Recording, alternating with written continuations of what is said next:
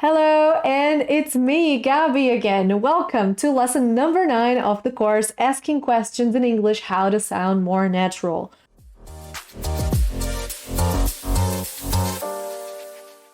Did I make you confused from the examples I have just shown you? The examples you see here? Probably that's because you exercised, you paid attention to the previous lessons in this course, and you learned how the auxiliary verbs are so important to ask questions in English, and what we should do with them in interrogative sentences. What you see here in these examples are those mistakes. The fact is that many students have asked me, but teacher, do I really have to invert the verb to be? Is that your father? Is that your father? In order to ask a question. And the answer is yes. In order to ask a question, this is what you have to do. You have to say, is that your father? But what you see here is a different kind of question. And I promised you that by the end of this course, you would learn how to sound more natural asking questions in English, haven't I? So you are going to learn today the ultimate, the most amazing way to ask questions in English sounding more natural. This is what we call examples of question statements. Wait a minute, teacher, but you explained me the difference between questions and statements, and I understood that the questions are different from statements, and now you are telling me that there's a way to make a question statement? Yes, these are examples of question statements. Let's go ahead and recapitulate, because I think this is going to be crucial for us to understand and learn how to make those kind of questions. Come with me. You remember how we learned the difference between questions and statements in the previous lesson, right? Questions are interrogative sentences. The structure of a question is the auxiliary verb begins the question, or at least it is anticipating the subject in a question, in an interrogative sentence. And on the other hand, the statements, they are either affirmative or negative sentences. They affirmate or they negate something. They declare. Yeah, they are also known as declarative sentences because they express true or false information. Now, a statement can be a question. You see, I just made a question statement. Have you noticed that here we have an example of a question statement? Pay attention to it. Repeat after me. A statement can be a question. Try to imitate my intonation. Yeah, there's a constant intonation, and then in the end it rises up. A statement can be a question. A statement can be a question. So this is an example of a question statement. When we simply include the question mark in a statement, we are making a question statement. I will repeat myself. When we simply include a question mark in a statement, we are making a question statement. Okay, teacher, it doesn't tell me much. I still don't get it. Okay, so let's get to some examples. And this is a brief explanation before we get to a real example, which is telling us that the statements can be used to ask yes or no questions. And in this case, you are also using the question statements to confirm some information. Let's go ahead and read this brief explanation together before we hop onto the examples. We can use the statements or declarative sentences to ask yes or no questions. In other words, we are trying to confirm some information with a question statement. In writing, we know they are questions because they have question marks.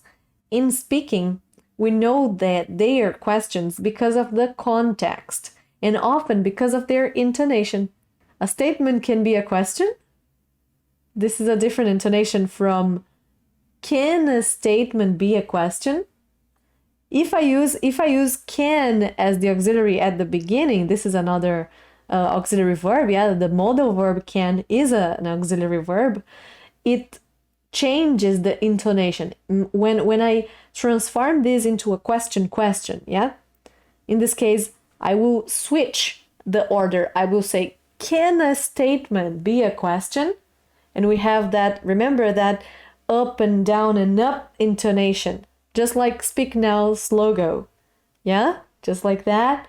Can a statement be a question? So this is an example of a question, but a question statement has a different intonation. It goes constantly and then rises at the end suddenly. A statement can be a question. I want to show you an example from real life that one of Speak Now's alpinists, one of our students, has brought to us. And this was the moment that we started realizing, okay, we need a course that explains all of this since the beginning. All right, let's see this example together. So this is a moment when Bruna Marquezine was asked to participate Blue Beetle, and she got really emotional and it was really cool. Let's watch the video together since the beginning, and you will. I want you to pay attention on some specific question. How are you? I'm good. You? I'm doing good. Where are you at right now? I'm in New York. In New York. Oh, I thought you were back. I thought you were back in Brazil. No, not yet. Not yet. Okay. When are you flying back to Brazil? Tomorrow actually. Oh, really? Really? Oh, okay. That's nice. You're in LA? Did you see how she asked this question? Let's play it again. You're in LA? Yes. You're in LA? Yes. This is the. You're in LA? Yes. Everybody agrees that Bruna has a fluent English and that her English sounds really natural. And you can see one great example of a question statement and how natural she sounds by asking this. So take a closer look at the question she asks. You're in LA? In Los Angeles? You're in LA? Could you repeat that, please? You're. Very good, very good. You're in LA. This is a great example of a question statement. The verb to be is not in front of the subject. It's not asking the question. It's not there. But there's a question mark, and the intonation that she used sounds as a question, sounds like a question. So he understood it was a question. But in fact, she was not genuinely curious about he being in LA or not. She was just trying to confirm that information. So she was almost sure. That's why she opted for a question statement instead of a question. You see? So every time you find yourself in this situation that you just want to confirm an information, you just decide that it's a question at the end. And it's a question statement. That's how we call it. It's not a question. All right? So let's repeat it one more time. You're in LA. Returning to the examples I showed you in the beginning of this video, you can see that this is exactly what we are doing. We're not genuinely asking because we are curious, out of curiosity. We are asking just to confirm that information.